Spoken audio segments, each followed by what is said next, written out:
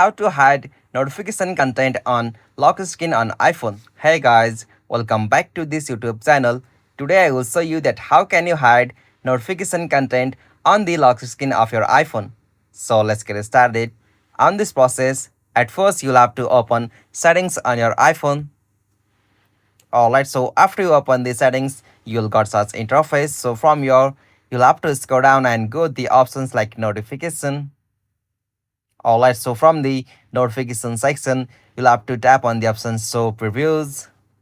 Alright, so from this section, make sure that you have turned on the features like when unlock, and after you turn on the features like when unlock or never, you'll be able to hide your every content or notification preview on your iPhone. So if your iPhone is on lock state, your iPhone will not show any previews of your notifications. So your iPhone will only show the notification preview if you only unlock your iPhone by using your passcode or Face ID. So this is the method to hide notification content or preview on the lock screen of your iPhone.